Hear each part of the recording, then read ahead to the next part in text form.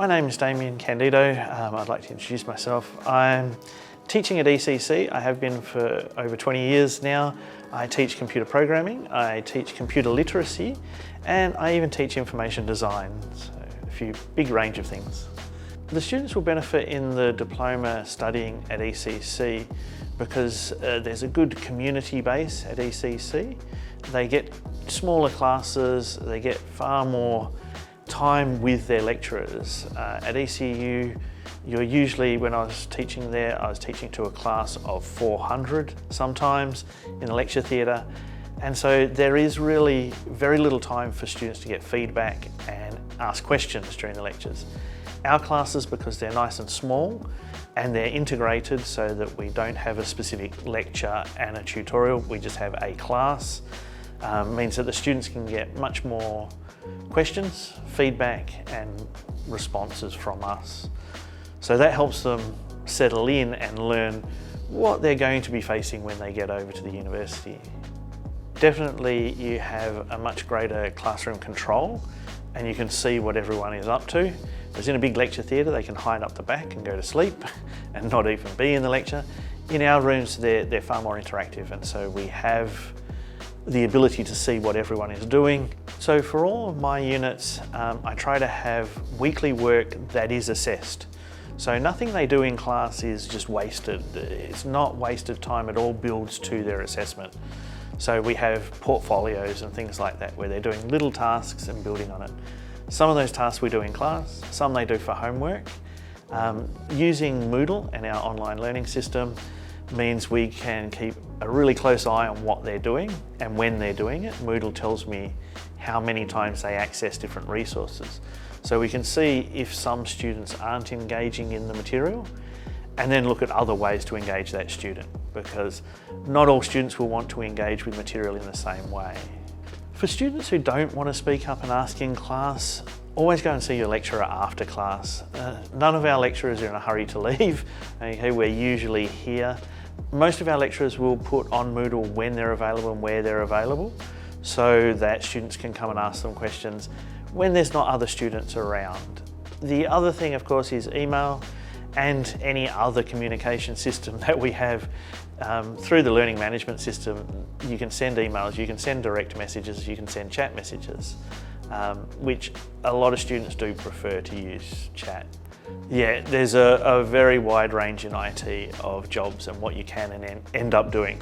Some of those, especially if you're on a help desk, you're interacting with people all the time, every day. So there are those that are far more interactive and social. The systems analysis type jobs, where you've got to understand the system that needs to be built, they have to be very confident speakers and very good listeners to be able to do that. Most software development, you're in groups and you have group meetings every day. Every morning you have a meeting discussing what's going to be done during the day. From the day you start at college and at university, you've got to think, why are you there? And most students, when you ask them, why are you here, why are you studying, they say, to get a degree, to further my studies, to learn. And that's not true. They're here to get a job. And that getting a job might be 3 years away, it might be 4 years away, depending on what they're studying and how long they're going to be studying.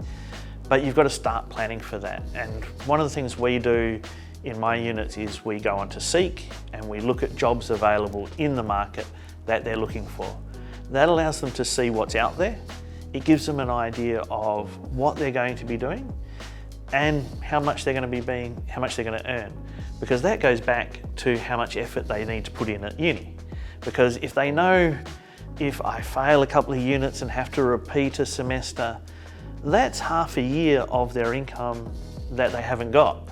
So they can see then what they're actually working for, what they're studying for, and how important just the day-to-day study is and the time allocation is.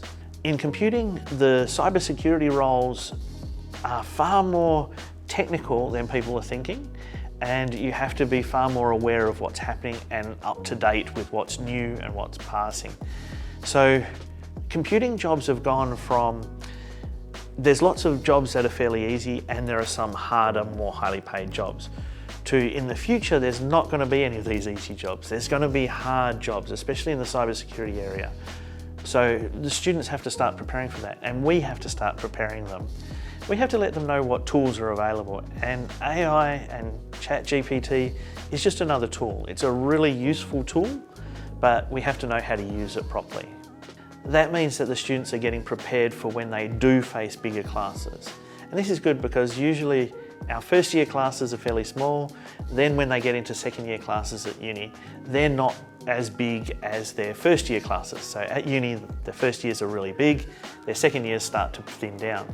So our students don't have to face the horror of first year at ECU, which is daunting even for me when I was studying, but it's daunting especially for international students who may not be familiar with that sort of culture.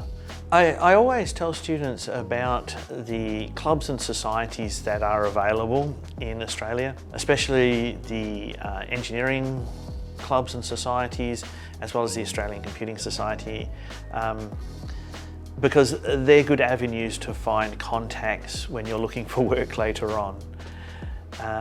You'll often build relationships with people while you're at university, and those people are the ones who will be applying for jobs around Perth, and they will be the people who will call their friends when they need more people at the place that they work.